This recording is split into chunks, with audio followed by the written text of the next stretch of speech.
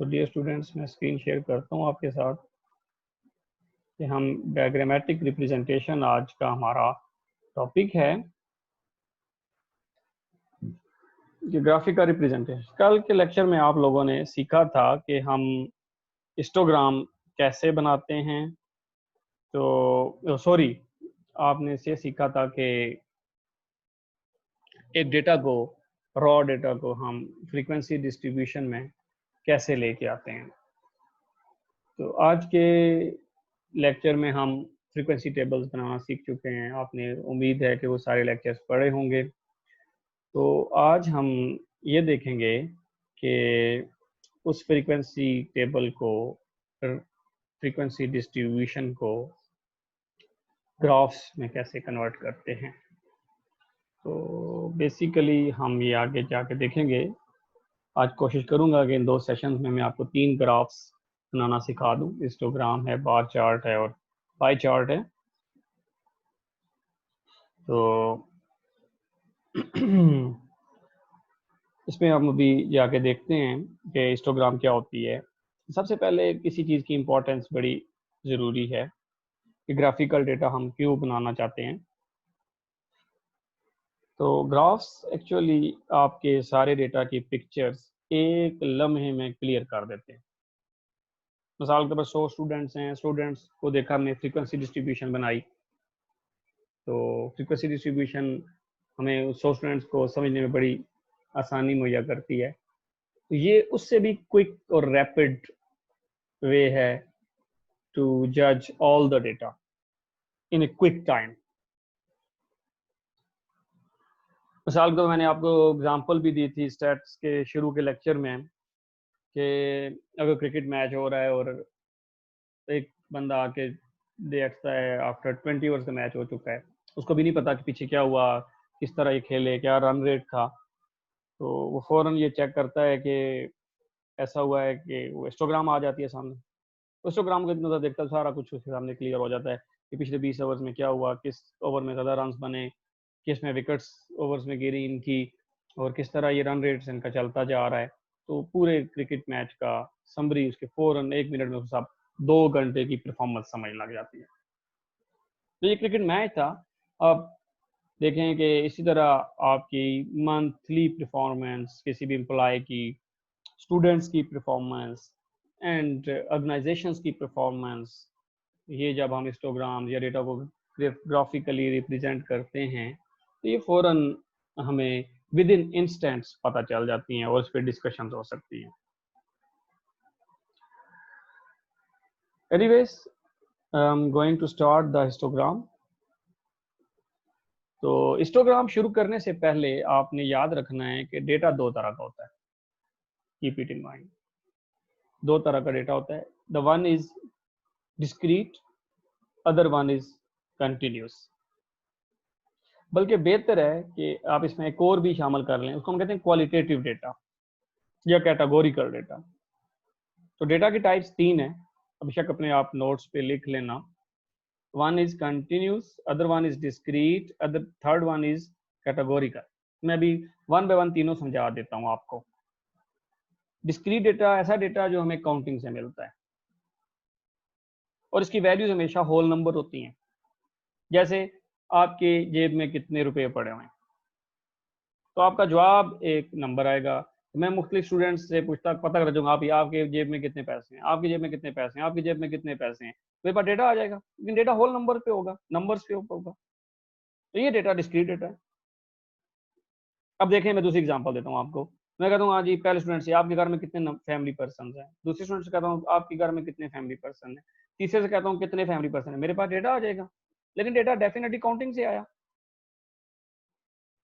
तो मेरे पास ये डेटा काउंटिंग से आया, इस डेटा को हम डिस्क्रीट डेटा कहते हैं। डिस्क्रीट डेटा की वैल्यू कभी भी पॉइंट्स में नहीं हो सकती। Number of students, number of cars, number of fans, number of bulbs in A college, in A university, number of students, ये सारा डेटा आपको काउंटिंग से मिलता है। इसको हम डिस्क्रीट डेटा कहते हैं। अब आते हैं कंटिन्यूस डेटा की तरफ।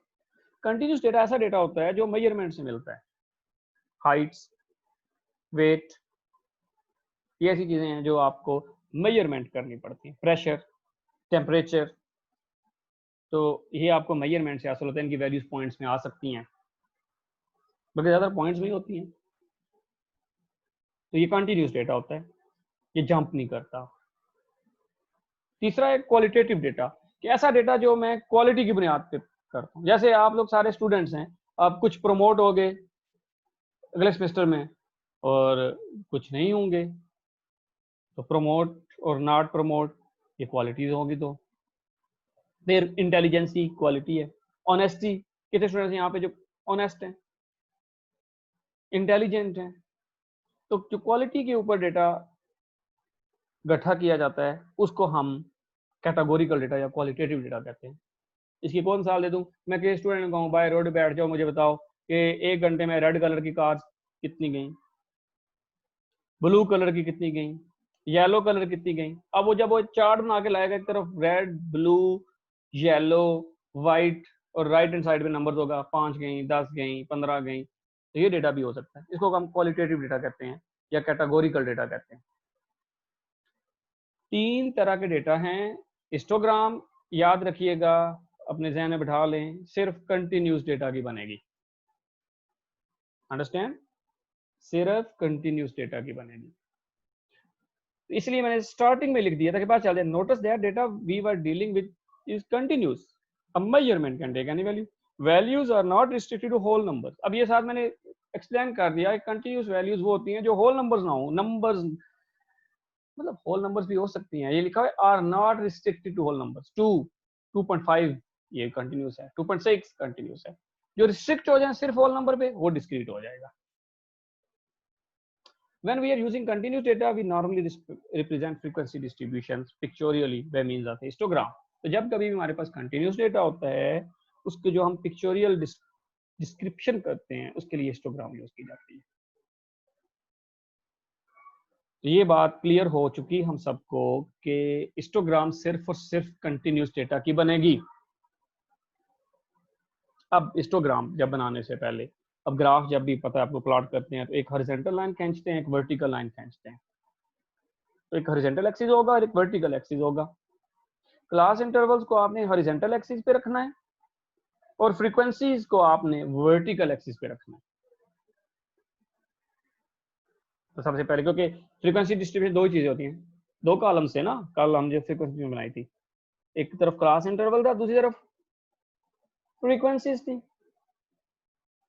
तो क्लास इंटरवल और फ्रीक्वेंसीज जब दूसरी तरफ थी, तो हम हॉरिजॉन्टल एक्सिस पे क्लास इंटरवल्स को रखेंगे और वर्टिकल एक्सिस पे हम फ्रीक्वेंसी को रखेंगे। अब हिस्टोग्राम क्या है, हिस्टोग्राम हमने रेक्टेंगल्स बनानी है, हर एक क्लास के लिए एक रेक्टेंगल बनेगी। जितनी क्लासेस होंगी ना एक फ्रीक्वेंसी पे, उतनी रेक्टेंगल्स आपने ड्रॉ करनी है। अब जब रेक्टेंगल बनाएंगे, वर्टिकल रेक्टेंगल्स, अभी थोड़ी देर पहले बाद आपके सामने मैं ग्राफ शो करूंगा, तो जो रेक्टेंगल्स का जो एरिया होगा वो बेसिकली फ्रीक्वेंसी को रिप्रेजेंट कर रहा होगा। ये लिखा हुआ है, the areas of the blocks forming the histogram represent the frequencies. Since this gives the histogram the necessary flexibility to deal with frequency tables whose class intervals are not constant.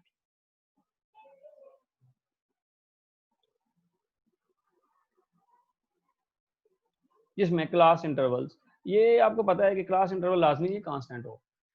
मसलन constant का मतलब क्या है, एक class हमने शुरू की 145 से 150, दूसरी की 150 से 155, तीसरी की 155 से 160, ये अब कांस्टेंट चल रहे हैं। अगर कांस्टेंट ना हो तो फिर भी हम इसको हिस्टोग्राम में बना सकते हैं, इतना इशू नहीं है। लेकिन अभी हम जो सीखेंगे उसमें क्लास इंटरवल जो हैं वो कांस्टेंट्स होंगे। अच्छा, हिस्टोग्राम के साथ मिलती जुलती एक और चीज है, इसको हम कहते हैं फ्रीक्वेंसी पॉलीगॉन। जब हम हिस्टोग्राम कंप्लीट कर लेंगे ना, तो फिर मैं बताऊंगा आपको कि फ्रीक्वेंसी पॉलीगॉन क्या है। तो अभी हम इस पैराग्राफ को नहीं समझते, मैं सिर्फ आपको नीचे डाल के हिस्टोग्राम दिखाने लगा हूं, जो कि फिगर 1 में। ये आपके सामने हिस्टोग्राम है भाई, फिगर 1 एक हिस्टोग्राम को रिप्रेजेंट कर रही है। अच्छा, इसमें ये डैश लाइन अभी नहीं होनी चाहिए थी, क्योंकि मैंने एक नई चीज और ही पढ़ानी है आपको। तो अभी समझेंगे ये डैश लाइन के बगैर जो रेक्टेंगल्स हैं वो हिस्टोग्राम्स हैं।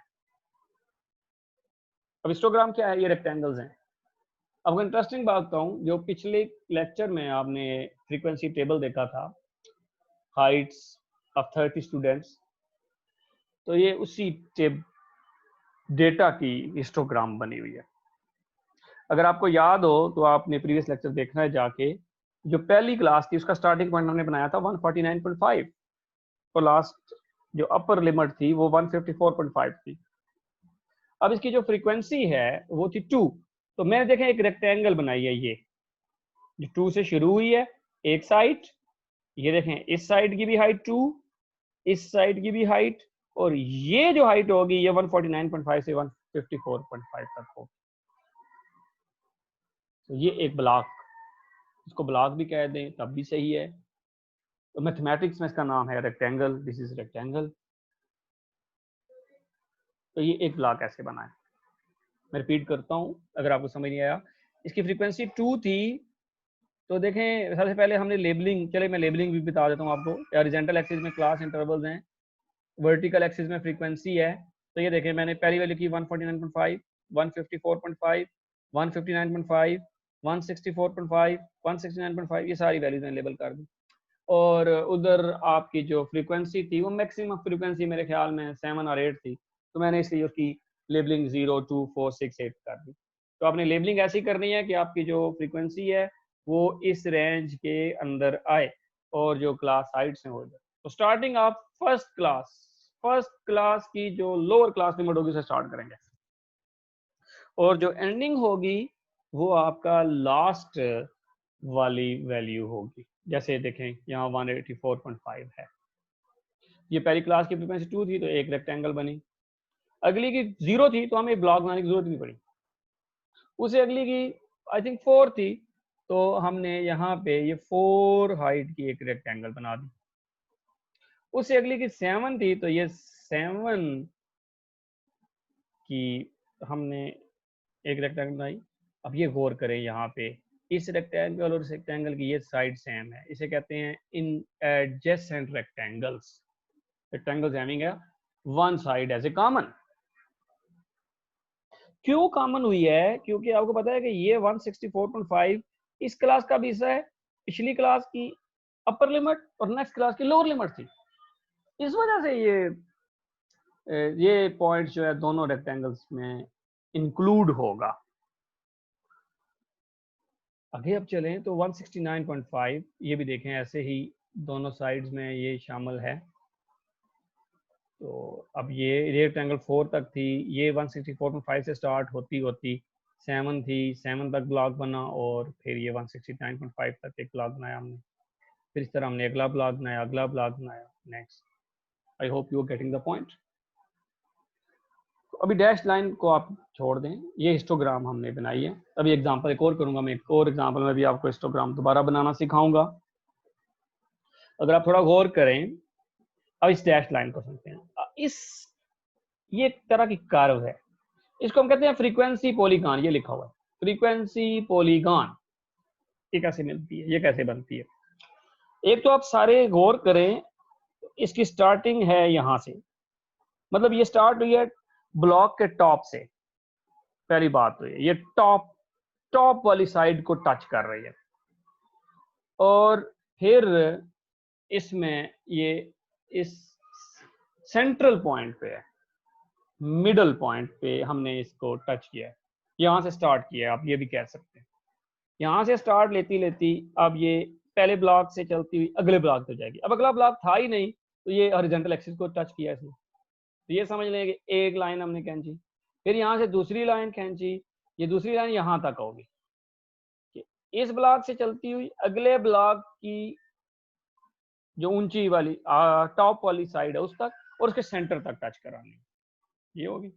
अब तीसरी लाइन समझें, इसके सेंटर से इसके सेंटर तक, चौथी लाइन इसके सेंटर से इसके सेंटर तक, पांचवी लाइन सेंटर से इसके सेंटर तक। ये एक तो लाइन टॉप्स को मीट कर रही है और दूसरी जहां मीट कर रही है वो पॉइंट है सेंट्रल पॉइंट। तो इस कर्व को हम कहते हैं फ्रीक्वेंसी पॉलीगॉन। अब इस पूरा ग्राफ हिस्टोग्राम भी है, और जब अपन इसके ऊपर ये डेटा की हमने स्केचिंग कर दी कर्व, इसको हम कहेंगे आप फ्रीक्वेंसी पॉलीगॉन्स। तो ये मैंने लिखा है sometimes the approximate shape of the distribution data is indicated by frequency polygon which is formed by joining the mid point, जो बाद में कहा था मिड पॉइंट से ज्वाइन करती है of the block of the tops of the blocks के tops के मिड पॉइंट्स को, forming the histogram with straight lines. और ये स्ट्रेट लाइंस जो मैंने आपको बताया, not all histograms are presented with figure. जब आपको कहा जाए हिस्टोग्राम बनाए फिर आपको ये कर्व बनाने की जरूरत नहीं है, लेकिन जब कभी भी आपको कहा जाए नहीं भाई फ्रीक्वेंसी पॉलीगॉन कंस्ट्रक्ट करें तो फिर आपको ये करना पड़ेगा। आइए अगली एग्जांपल तरफ चलते हैं। जो नेक्स्ट एग्जांपल है उसमें हम देखेंगे, हमने एक फ्रीक्वेंसी डिस्ट्रीब्यूशन दोबारा मैंने ली है 30 स्टूडेंट्स की। ये आपके सामने क्लास इंटरवल और फ्रीक्वेंसी नजर आ रही होगी। अब देखें स्टार्टिंग वैल्यू 145 है, तो अगेन जो अब हम हिस्टोग्राम, अब ये सिर्फ हिस्टोग्राम बनी है, पॉलीगॉन नहीं है। तो ये देखें 145 स्टार्टिंग पॉइंट था, 190 तक ये क्या है, क्योंकि लास्ट वैल्यू इसकी 190 है। और अगर हम फ्रीक्वेंसी टेबल को थोड़ा इंस्पेक्ट करें तो मैक्सिमम वैल्यू यहाँ 7 नज़र आ रही है। तो मैंने अगैन इसकी जो फ्रीक्वेंसी की लेबलिंग थी वो 0 से लेकर 8 तक कर दी। अब सबसे पहले अगैन हमने क्या करना है, पहला ब्लॉक कंस्ट्रक्ट करना है 145 से 150 4 करें, फ्रीक्वेंसी कितनी है 4। तो मैंने यहाँ से देखें, यहाँ स्टार्टिंग पॉइंट था 145 0, ये एक साइड 4 तक गई, फिर ये लाइन इतनी जितनी इसकी पैरेलल ये रेक्टेंगल बनानी है, और ये साइड, तो हमने 4 साइडें खींच ली, एक ब्लॉक बन गया, लेंथ 4 थी, एरिया इसका 4 है। अब अगर हम अगले ब्लॉक की तरफ चलते हैं तो आप गौर करें, इसकी फ्रीक्वेंसी है 3। तो अब ये 150 से स्टार्ट होगी, देखें अब 150 इधर भी था, इसलिए एडजेसेंट साइड हो गई, चलती चलती चलती कहाँ तक गई 3 तक। 3 से ये पैरेलल लाइन खींची और ये वाली लाइन खींची जो 150 ये दूसरा ब्लॉक बन गया। अब ये साइड पैरेलल होगी, इसको कहते हैं एडजेसेंट रेक्टेंगल्स। इसी तरह इसकी फ्रीक्वेंसी थी 1, तो ये 1 तक ये रेक्टेंगल बनाई, आगे की 7 थी, ये 7 वाला ब्लॉक बना, और फिर इस तरह आगे 2 है, ये 3 की है, ये आई थिंक 6 की है, ये 1 की है, और ये 2 की। इस तरह हमने ये ब्लॉक्स बना दिए। कितने ब्लॉक्स बने? 9 ब्लॉक्स। इसका मतलब है 9 क्लासेस थी आपके इस टेबल के अंदर। और बात मैंने शुरू में की थी कि हर क्लास के लिए एक ब्लॉक, ये पहली क्लास थी एक ब्लॉक, दिस इज सेकेंड दूसरा block, third block, fourth, fifth, six, seventh, 8 and 9। So total we have 9 blocks. मैं रिपीट करता हूं कि आपने ये हिस्टोग्राम कैसे बनानी है। इसके लिए आप ये करेंगे कि 145 से 150 तक आपने हाइट देखनी है 4 तक, क्योंकि फ्रीक्वेंसी 4 थी तो हमने एक रेक्टेंगल बनाई। अगली की 3 तक हमने एक रेक्टेंगल बनाई, ये साइड एडजेसेंट करनी है। वही बात जो मैं पहले पीछे भी बता रहा था कि देखें इसकी एंडिंग वैल्यू 150 है और इसकी स्टार्टिंग वैल्यू 150 है, तो जो मैथमेटिक्स है वही ग्राफ में भी शो हो रहा है, वही डेटा भी शो हो रहा है। ये हमारे पास एक हिस्टोग्राम इस तरह बनेगी। फायदा, अब सपोज करें कि एक बंदे के सामने मैं सिर्फ ये हिस्टोग्राम रखता हूँ, पिछला डेटा नहीं था, फ्रीक्वेंसी टेबल नहीं था, अब वो क्या जज करेगा? अब देखना जरा, ये सुनिएगा भी आप लोग। अब वो फौरन देखेगा अच्छा एक्स एक्सिस पे हाइट्स हैं, वर्टिकल पे फ्रीक्वेंसी है, frequency means number of persons. अच्छा वो फौरन कह देगा अच्छा जी, सबसे पहले तो वो ये एक्सपेक्ट करेगा कि ये देखें जी ये ब्लॉक सबसे लार्जेस्ट ब्लॉक है, इसमें सबसे ज्यादा number of people, number of students, number of person इस क्लास के।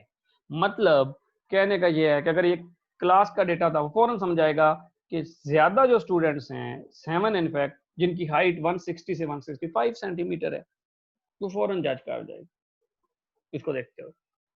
दूसरा अब ये भी देखेगा कि सबसे कम हाइट्स किस किस क्लास पे है, तो यहाँ से पता चला कि 155 और 160 यहाँ पे यूजली जो स्टूडेंट्स की हाइट्स हैं वो कम हैं, और ये समझ लें कुछ आपके पास इक्वल नंबर, जैसे 4 है, फिर ये और ये क्लास 3 को रिप्रेजेंट कर, ये भी 3 ऐसी क्लासेस हैं जिनमें नंबर ऑफ स्टूडेंट्स 3 है। तो ये नंबर ऑफ पॉसिबिलिटीज भी हम आगे कर सकते हैं।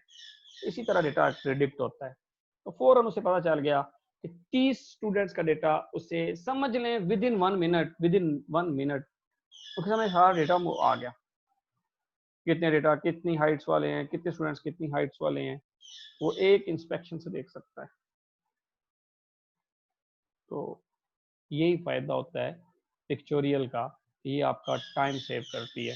जो बंदा जितनी बड़ी मैनेजमेंट की पोस्ट पे होता है, अब वो लाजमी डाटा देखता रहे, फ्रीक्वेंसी टेबल या रॉ डेटा देखता रहे, वो फौरन एक फिगर ये देखता है, उससे सारी एफिशिएंसी बढ़ जाती है। अब ये तो आप सोचें कि अगर ये स्टूडेंट्स की परफॉर्मेंस हो, फौरन देख लेगा, अच्छा ये स्टूडेंट्स के मार्क्स हों तो अच्छा ज़्यादातर स्टूडेंट्स के मार्क्स इधर हैं, ये आईएएस स्टूडेंट्स के मार्क्स हैं, अच्छा आईएएस स्टूडेंट्स के मार्क्स ये हो जाएंगे, तो ये अच्छा इतने स्टूडेंट्स हैं जो बिल्कुल इसको वो कहेगा पुअर हैं, वेरी पुअर, इनको वो कह सकता है पुअर है, इनको भी कह सकता है कि चलें ये थोड़ी मेहनत करते तो पास हो जाते, इनको वो कहेगा चलो थोड़े से बेहतर है, पास हो गए। अब इन स्टूडेंट्स के बारे में बात करेगा तो गुड, इनके लिए वेरी गुड कह सकते हैं हम, इनके लिए एक्सीलेंट कह सकते हैं, उनके लिए हो सकता है हम वेरी एक्सीलेंट कह दें। ग्रेडिंग भी इस तरह होती है। तो ये समझ लें मुख्तलिफ तरह का डेटा हो तो मुख्तलिफ तरह की इंटरप्रिटेशन आ सकती है। उम्मीद करता हूँ कि आपको हिस्टोग्राम समझ आ गई होगी। आज के लेक्चर का जो दूसरा ग्राफ है वो है बार चार्ट। अच्छा, इससे पहले कि बार चार्ट के बारे में शुरू करूं, बहुत सारे लोग ये समझते हैं कि बार चार्ट और हिस्टोग्राम सेम चीज है। ये सेम चीज नहीं है, पहली बात। दूसरी बात, फिर हम देखेंगे सेम नहीं है, फिर लोग कंफ्यूज क्यों हो जाते हैं। तो आपने कंफ्यूज नहीं होना। तो बार चार्ट बेसिकली हमने देखा था, शुरू में बताया था कि 3 तरह के डेटा होते हैं, कंटिन्यूस, डिस्क्रीट, कैटेगोरिकल। कंटिन्यूस की प्लॉटिंग हमने सीख ली, वो हिस्टोग्राम बनाता है। बाकी दो डेटा को हम यूजुअली बार चार्ट से बनाते हैं। तो आइए जरा बार चार्ट देखते हैं क्या होता है, इसका इंट्रो हम समझ लेते हैं। तो ये पहली बात वही लिखी हुई है कि bar chart looks like histogram, many people confuse the true. जैसे मैंने पहले बात की थी कि लोग कंफ्यूज हो सकते हैं, लेकिन आपने नहीं होना। There are important differences.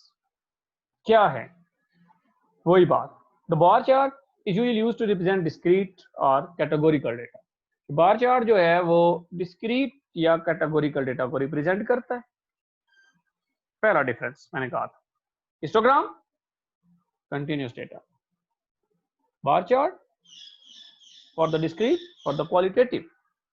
दूसरा डिफरेंस मैंने कहा था कि वहां पे जब ब्लॉक्स बने थे, ये आपको ब्लॉक्स नजर आ रहे हैं, ये एरिया है एक्चुअली रेक्टेंगल्स। तो एरिया रेक्टेंगल फ्रीक्वेंसी रिप्रेजेंट करता है, लेकिन यहाँ पे बार की जो लेंथ होगी ना वो फ्रीक्वेंसी होगी। Bar is directly proportional frequency it represents. और यही बात लिखी हुई है एरिया के बारे में। ये थोड़ा सा डिस्क्रीट की एग्जांपल्स लिखी हुई हैं, कुछ मैंने खुद ही बताई थी। और ये आखिरी सेंटेंस में कैटेगोरिकल डेटा की लिखी हुई हैं, फेवरेट फूड्स हो गए, इसके बाद प्रेफर्ड कलर्स ऑफ कार्स हो गए, क्वालिटीज हो गई, इनको हम कहते हैं क्वालिटेटिव डेटा। तो बार चार्ट्स हम नेक्स्ट सेशन में देखेंगे कैसे बनाए जाते हैं। ये याद रखिएगा कि what is the difference between bar chart and histogram, इसके बारे में लिखना है। और एक आपने टास्क ये करना है कि इस हिस्टोग्राम के लिए आपने फ्रीक्वेंसी कर्व बनानी है और पॉलीगॉन, फ्रीक्वेंसी पॉलीगॉन बनानी है, ये आपका काम है। दूसरा आपका ये डिफरेंस लिखना है, कंटिन्यूस, डिस्क्रीट, कैटेगोरिकल डेटा की एग्जांपल्स मुझे व्हाट्सएप करनी है आपने, कम से कम 5 एग्जांपल कंटिन्यूस डेटा की, 5 एग्जांपल डिस्क्रीट की और 5 ही क्वालिटेटिव डेटा की एग्जांपल्स आपने मुझे ये व्हाट्सएप करनी है। ये आपका टास्क है। ओके, तो फिर हम नेक्स्ट सेशन में हम बार चार्ट देखेंगे कि बार चार्ट को कैसे बनाया जाता है। तो अभी मैं स्क्रीन शेयर जो है वो ख़त्म करने लगा हूँ, ताकि आप लोग और आप लोगों को अनम्यूट भी करूँगा ताकि आप लोग जो है मुझसे क्वेश्चंस कर सके। ठीक है, दैट्स इट।